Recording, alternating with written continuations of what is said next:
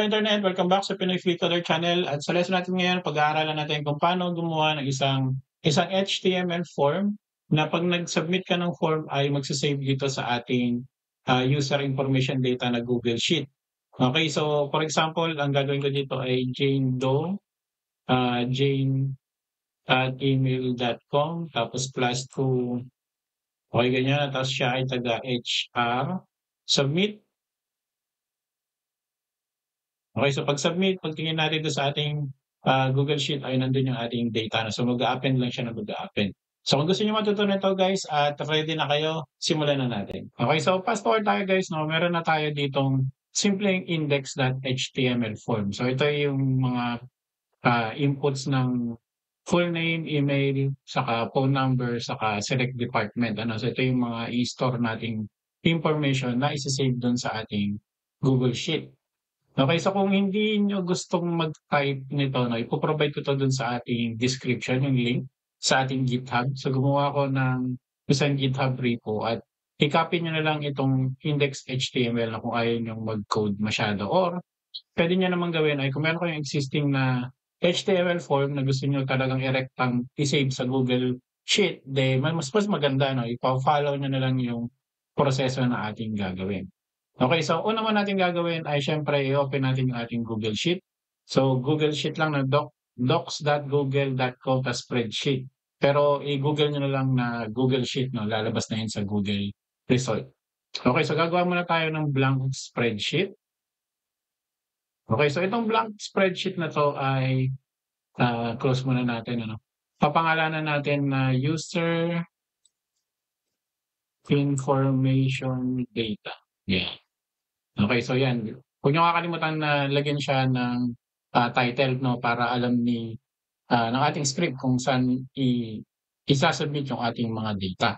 Okay, so next naman ay pupunta tayo sa extensions, yan dito sa hilera lang ng ating file edit view, meron ditong extensions. Tapos makikita niyo meron ditong apps script. Okay, apps script, click lang natin siya.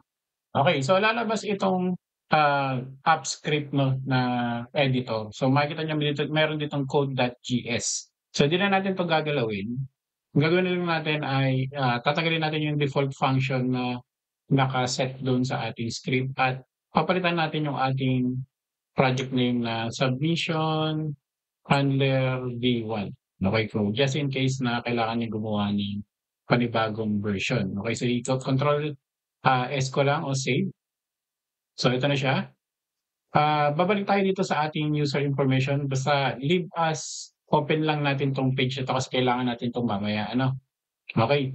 So dito naman sa user information form natin na meron ditong mga inputs na mapapansin niyo merong mga ID. Okay, so alam niyo na yung susunod nating gagawin ano, meron basic na JavaScript lang yung ating gagawin. Kukunin natin yung mga information na yan kasama yung mga message. So mapapansin niyo meron ditong mga error message, oh. So pati yung message container kailangan natin siyang, ah, ilagay sa mga variables, okey. So gagawa ko rito ng bago matapos yung, ano, body, script source, so index.js. Okay, so wala akong CSS kasi ang ginagamit ko ay Tailwind. Okay, so, kinuha ko lang yung CDN na Tailwind tapos basic na, styling lang ng Tailwind ano. Kung di niyo pa alam guys paano gamitin yung Tailwind meron tayong tutorial dito sa ating channel. Okay, so gagawa tayo ng panibagong file, index.js. Okay, so sumunod kukunin natin 'tong mga ID na 'to. Okay, so name, email, email error. Actually hindi na 'tong email error 'no, mga alert na lang kasi 'to, eh. Ah, phone number, ID, so phone lang ano, phone error, department, yan department na ID tapos yung, department error, message container, error message, submit button yung ano, yung ating ID. Okay? So balik tayo dito sa ating index.js. So tatawagin ko siya 'no, ilalagay ko siya sa constant. Una muna yung form. So yung form natin document, dot get element by ID. Kunin natin yung ID ng ating form o user form. Okay? So, yun. Pag control S ko ay nag-prettify siya, ginawang double quote. So, okay lang yan. Constant submit button. Instantiate na. Lagyan na kagad natin yan sa ating variables. Okay? Constant submit text equals document get element by ID submit text. Okay, so medyo marami rin ito, no? So, medyo ipapassport ko na at tingnan nyo na lang yung output. Okay, so tapos ko nang i-type lahat ng mga variables natin. So, nilagyan ko lang ng mga readable variable names, no? Pero lahat yan ay document get element by ID. So, sa ngayon, get element by ID. Pero yung modern way ay get query selector. Either way, no, kung paano yung mas nakasanayan, pwede. So, gagawa tayo ng constant. Google script URL, underscore URL. So, dito natin ilalagay yung ating Google URL script here. So, mamaya, kukunin natin yon pag nag-deploy na tayo ng ating submission handler script. So, ganyan na muna siya ng isang constant variable. So, yung ating hide messages, nagawa tayo ng function ng pang-hide ng mga messages. Ano? Message container that class list that add. Lalagay lang natin yung ating hidden na class. Okay, so yung hidden na class sa Tailwind ay completely i-display na niya yung ating element. So kakopy ko ito ng 2 beses pero i-renew lang natin itong nasa unahan.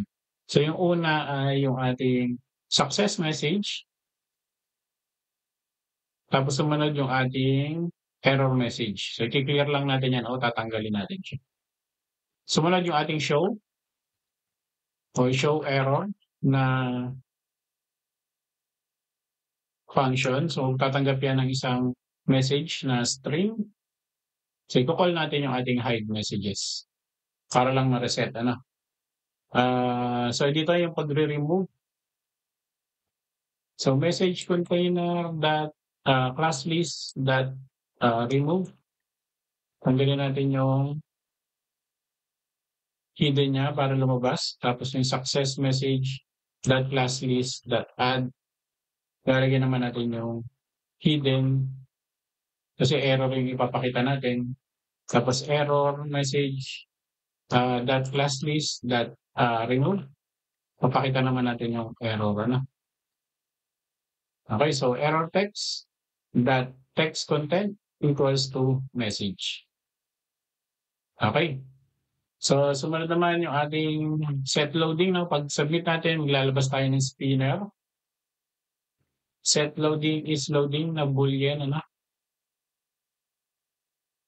Tatanggap yan ng boolean value, true or false. If is loading, kung naglo-load siya, yung submit button natin, lalagyan natin siya ng disable. Disable equals to true.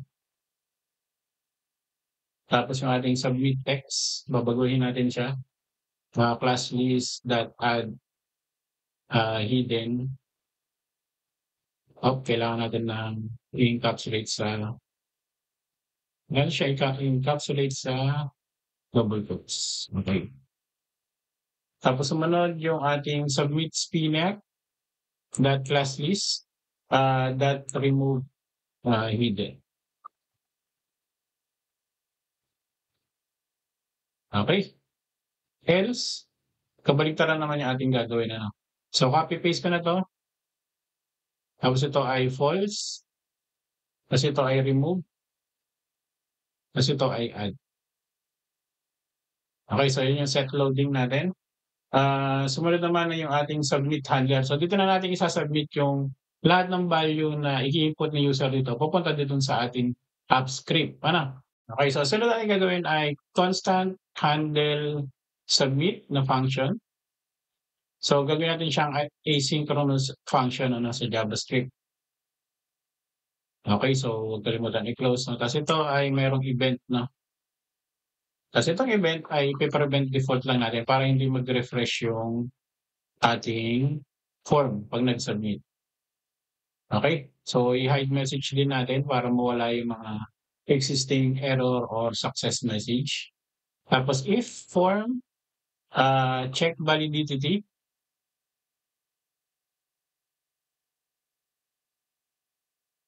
Okay, check, not if validity kasi meron na 'tong ano 'no, meron na 'tong example yung required, 'yan. So iche-check na 'yan nung, form check validity 'yan.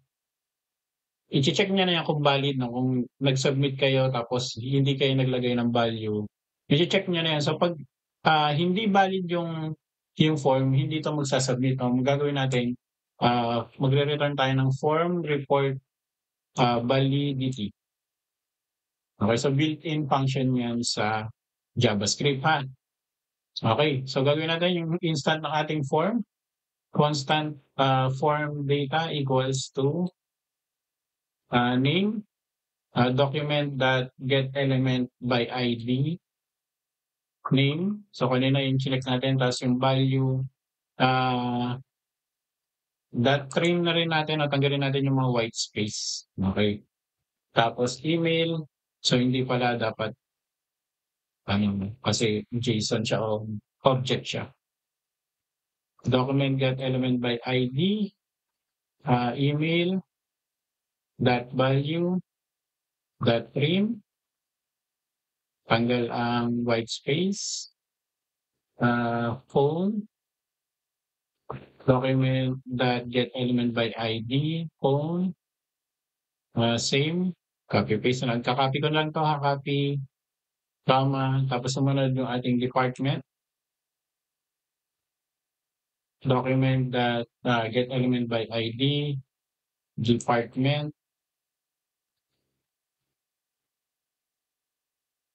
ta's value. Okay, so 'yan wala ng trim kasi, automatic naman na nilagay na natin na walang white space o ano, o ayun, walang white space. So okey na ng wala siyang trim.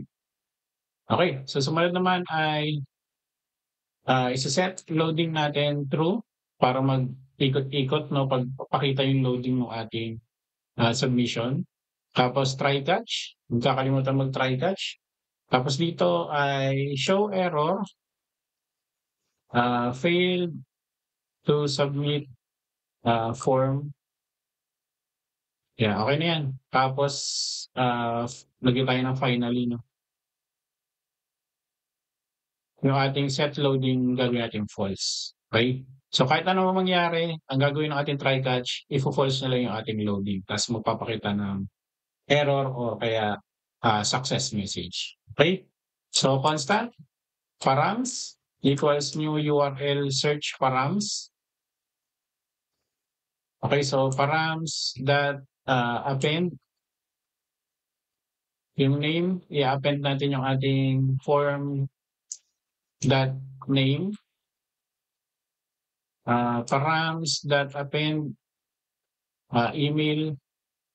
So alam niyo na ano, kasi i-append lang naman natin yung mga, um, data from our form. Append, phone, form data dot phone, tapos last params dot append, department. I-append natin ating form data department. Yung titira. Okay, so sa baba naman yung ating constant response. Kukunin natin yung response ng ating, yan, ipe-fetch natin yung ating Google script, yan, URL. Ipe-fetch natin yung output niya.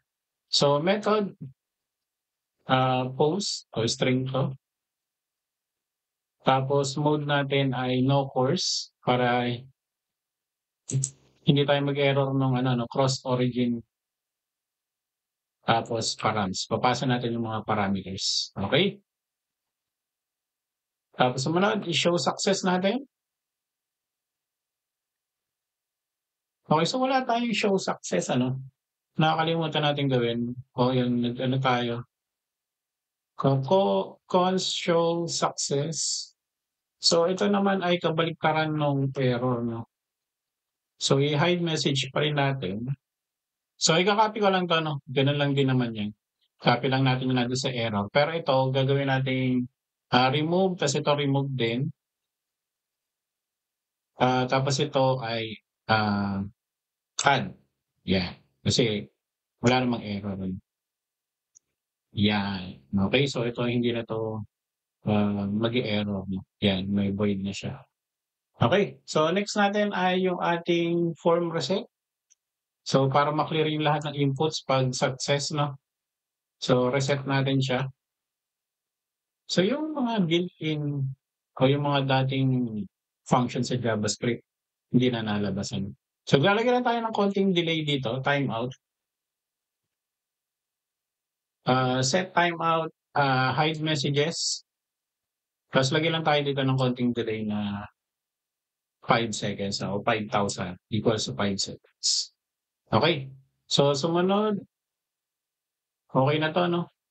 So gagawin natin ay yung sa ating form, i-add event listener lang natin, 'no? Yung submit, handle submit. Okay, so i-link lang natin siya na 'pag nag-submit siya ay, tatawagin niya 'tong ating index.js.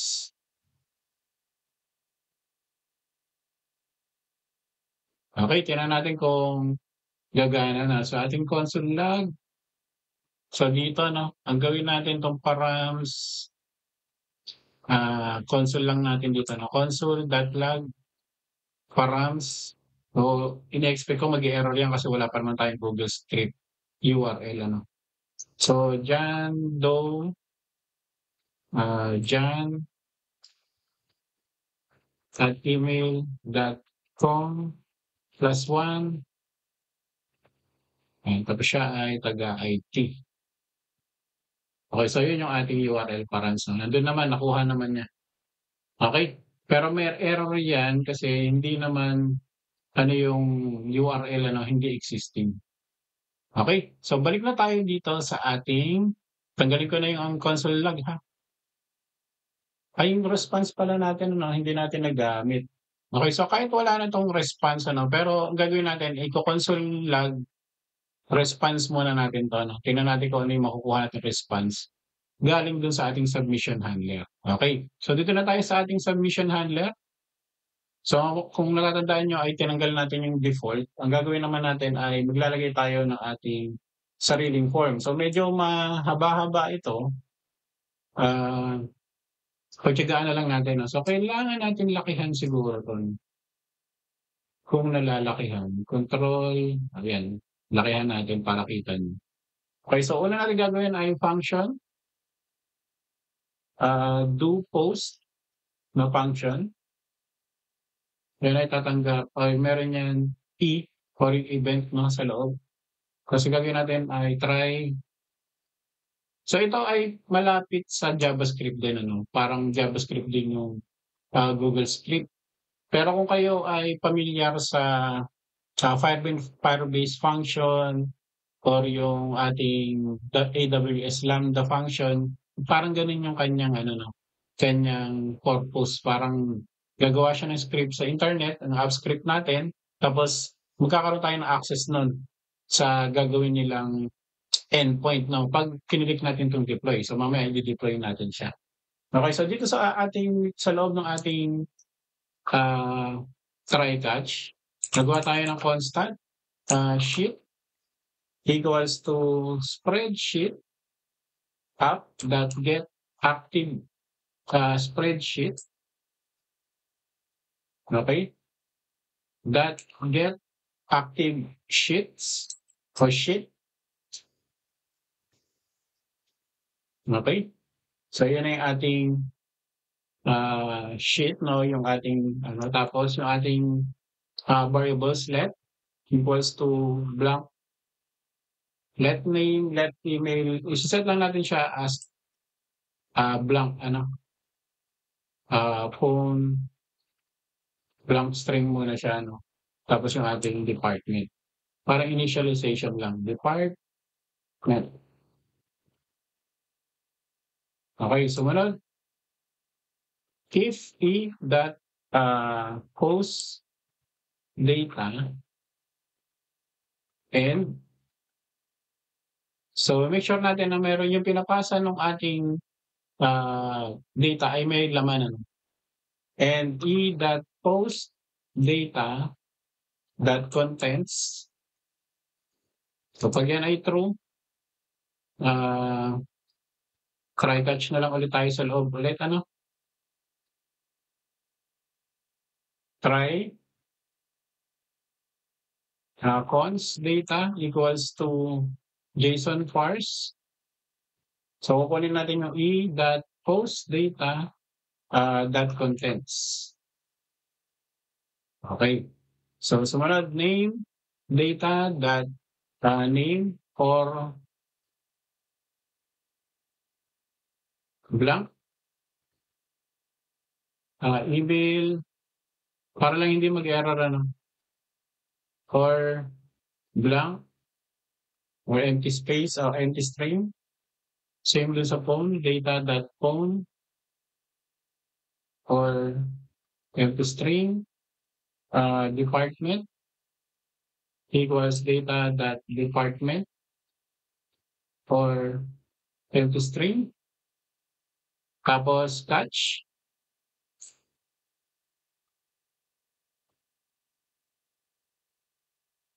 JSON error, kakatch natin yung JSON error dito.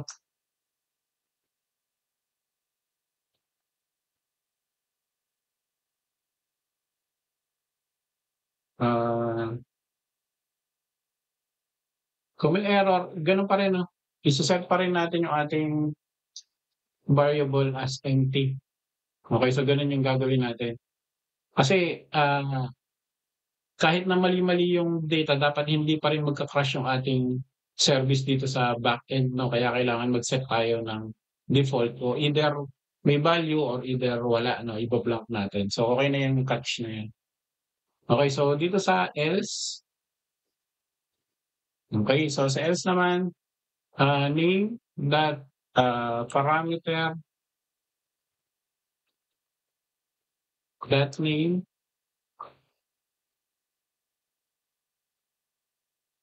parameter.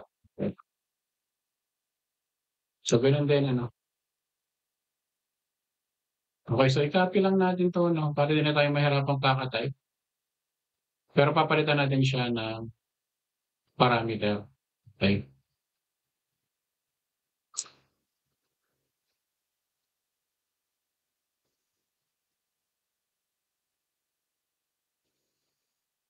So data or that parameter. Okay, so mamaya explain ko kung bakit may ganito. I-type muna natin. Okay, so lahat ng data, papalitan natin ng that parameter. Okay? Tapos lalagyan lang tayo dito sa baba ng constant timestamp. Para lang meron tayong timestamp ng data na kung kailan siya date. Yan. New date. Para lang alam natin kung kailan nag-insert yung ating user. Okay, so dito pa rin sa loob ng ating try, nasa pa rin tayo ng try natin. If sheet that last row o get last row equals to 0. So doon natin i-append, So gagawin kasi natin, every time na may bagong data, i-append lang natin pababa. Okay? Append row. Lalagyan natin yung ating sa unang row ay timestamp. So ito yung column name, Ito yung magiging column name niya. So name, tapos email,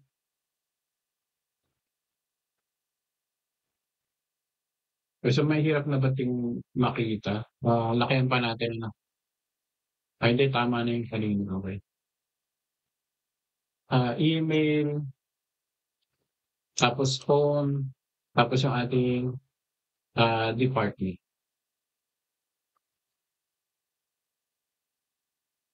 Okey?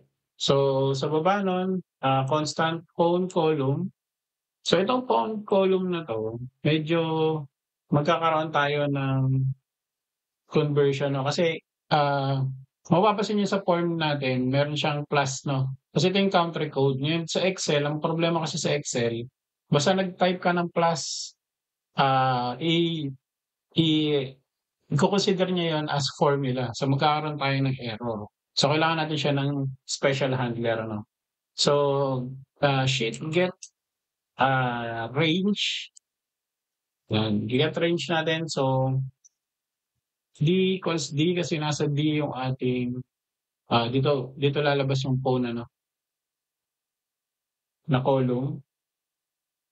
So, gagawin natin ay phone column, dot set number format.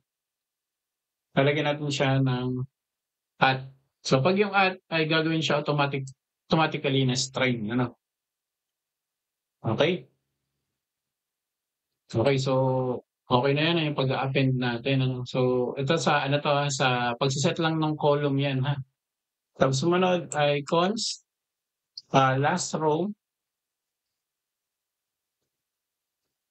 const last row equals to, sheet dot, get last row plus 1. Okey, laging mag-a-append diyan, pababa ano, okey. Tapos ilalagay na natin 'tong ise-set na natin yung mga values at, ise-save dun sa ating, next row 'no, kasi column tapos column names tapos last, next row. Okey, so dito naman 'no, konting explanation lang. Ang ginawa natin ay, iche-check muna natin kung may post data and post content ano. Ta's kukunin lang natin yung data.name kasi dito sa ating, parameters mapapansin niyo nag-append tayo sa form at pinasa natin dun sa body as parameters, 'di ba? Okey. So, kung sakali naman wala 'no, kung sakaling hindi, nag-pass ng post, request si user o yung ating client, kukunin naman niya yung parameter. Ibig sabihin sa URL ano, kasi mapapansin dito sa mga URL kung kayo ay mga, nagamit ng get command ano, may mga URL value na puwede nating kunin. So, baka dun naman ipasa. So, meron pa rin tayong pang-catch, ano? Okey. So, next natin ay hindi ko na i-scroll down kasi masyadong try nating lakihan pa 'no. Okey, so i-ano natin, 'yan, isa pa, konting laki pa. So ito ay, yun nagkamali ng hindi, ayan ito naliliitan naman pala. Hindi sagad na siya. But anyway, tutuloy na natin ano, pagtiyagaan muna natin 'tong okey 'yan. So dito kailangan natin ilagay yung ating mga sheets. Okey, sheet dot, get range. Okey, kukunin natin yung last row, 1 dot set value. Lalagyan natin dito yung timestamp ano, dun sa ah, unang column. Okey, so get range last row 2. So pangalawang column ilalagay naman natin yung, set value. Lalagyan natin dito yung ating name. Okey? Tapos sheet dot get range, last row 3, set value, tapos yung ating email. Okey? Okey, so dito naman yung phone number ano, medyo lalagyan natin ng konting, constant phone, cell equals to sheet dot get range, last row, 4. Tapos yung ating phone cell, Kaya medyo ano guys, 'pag yung inyong value ay merong mga plus, nagsisimula sa plus sign, magkakaroon kayo ng problema dito sa Google Sheet 'no, kasi Excel siya, eh. So, mangyayari magkakaroon siya ng automatically ise-set niyo as a, formula. So, next naman yung ating, okey phone, cell, dot set value.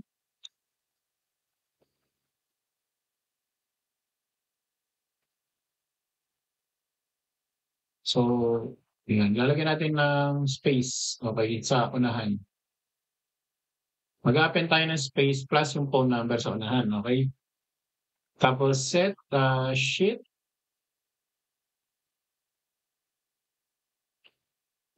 dot get range. So, ito yung ano naman ano, description ay yung department. So, last row 5, dot set value department, okey? Okey, constant output equals content service, dot create text output tapos JSON, dot stringify, so JavaScript 'no. Stringify natin yung status, ito yung ibabalik natin dun sa ating, user 'no. Success, tapos yung ating message, data save, successfully. Okey? Tapos dot, set meantime, dot JSON. Okey, so marami na tayong na-type. Huwag niyo kalimutan guys na i-control S 'no, kasi unsaved change siya. Control S. Okey, so mag-e-error siya kasi, hindi pa natin nako-close yung ating try catch ano. Yan, nasa try pa lang tayo, magkakaroon tayo ng catch. Okey, so dito return natin yung output. Okey, so dito na 'no, dito na tayo sa ating catch. Okey, yung ka-catch natin ay yung error siyempre. Okey, so pangit nung editor na 'to 'no. So maganda kasi niyan ay ini-edit natin, siguro edit muna natin sa, VS Code. Okey, so dito natin magko-constant output ulit tayo rito 'no, kasi kung error naman siya kailangan na pa rin natin siyang, ah, maglagay ng output. So sa tingin ko i-copy paste na lang natin ano, copy paste natin 'to, kasi same lang din naman 'yan. Pero dito imbes na status, success, status error siya. Tapos dito ilalagay natin yung error, so hindi siya success 'no, error dot, toString, yan error toString, para makita natin kung ano yung error na ilalabas niya, okey? Tapos sa baba, re-return lang natin yung output, yan ang hirap na siyang ano 'no, makita. Okey, so siguro yan, yan para kita niyo. Okey, so return output, so ito yung ating try catch 'di ba? Pero wala pa ring open, closing 'tong function natin. So magdadagdag ako dito ng curly braces para ma-close. Okey, so may error pa rin line 62. Okey, so ito. Okey, save to drive, okey na 'no? Okey, so meron pa tayong ilang function na, ide-declare. So yung isa function, do options, T. Actually may documentation 'to guys, itong app script na 'to. Meron din mga ilang tutorial sa YouTube. So itong mga do option saka do post, ito yung mga normal na functions na dine-declare natin, pero marami pa siyang, available na. Kung gusto niyo mag-deep dive dito sa app script na 'to ng tutorial, marami sa YouTube o kaya basahin niyo na lang yung, documentation. Pero kung gusto niyong sa'kin pa rin matuto, i-comment niyo na lang sa baba 'no, para ma-tackle pa natin. Okey, so return, ire-return lang natin 'to 'no, i-copy ko na lang siya.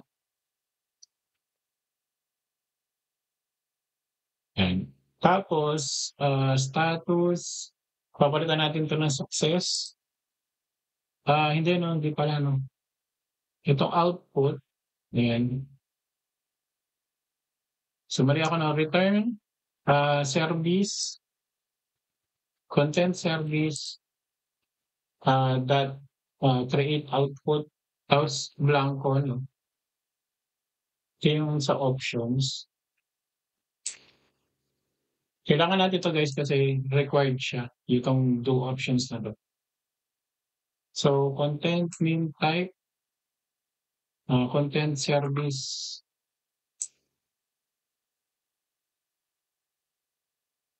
dot name type, dot JSON. Okay, so para may return pa rin naman siya. Tapos another function for do get na hit, return, paste natin yan. So ito naman ay success. Tapos ito papalitan lang natin siya ng Google App script is running. Okay, so yun lang yung do get. Okay. So tapos na no. Okay na siya. So ang gagawin natin guys ay okay, so i-ano natin, then deploy. Tapos new deployment. Okay, so dito sa select type, gagawin natin ay web app. So ito papangalanan lang din natin syempre na form submission handler. B1. Okay? So kakalimutan yung web app ay execute as kung ano yung email nyo, no, kung ano yung account nyo. No? And then, pag who can access no, this one, ang gagawin nyo ay anyone. So dapat naka-anyone kayo. So merong security issue, so kailangan itong web application nyo, ang gagawin nyo na lang guys, improve nyo na lang, lagyan nyo siya ng authentication. So dapat authenticated bago makapag-submit ng form. Tapos syempre ipipaste natin yung ating URL na mamaya. Siguro pwede na natin siyang i-deploy. Ayan, deploy. Authorize access. Mili kayo ngayon ng Google, no? Google account. I-click nyo lang yung Google account nyo. Tapos may lalabas dyan guys na Google hasn't verified this app. Ito no. Okay, lalabas yan. So gagawin nyo, punta lang kayo sa advanced. Tapos go to submission handler B1 unsafe. Okay? Tapos lalabas na ngayon 'to 'no, kasi ang nangyayari guys itong application natin hindi naman talaga siya, totally, under ng Google 'no. So kailangan mo siyang i-verify 'no, na ito ay legit na app na itong ginagawa niyo. Okay, so continue.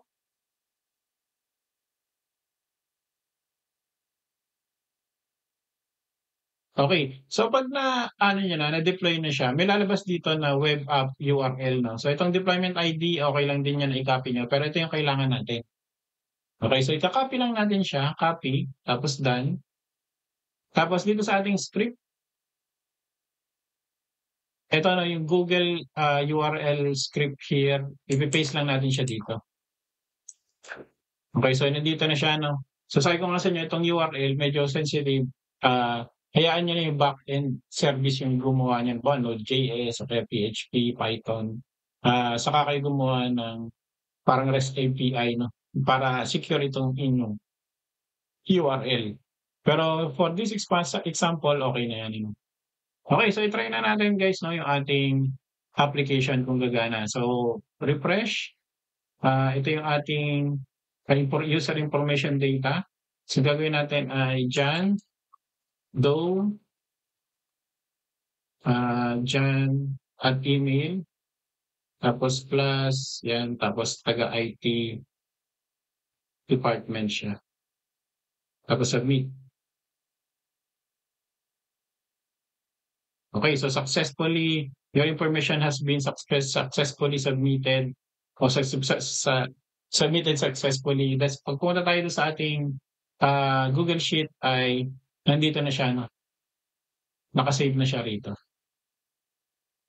Okay, so ganun lang kadali guys, no, yung ating ginawang scripting 'no. So maraming option para gawin ito 'no, pero ito lang yung isa 'no.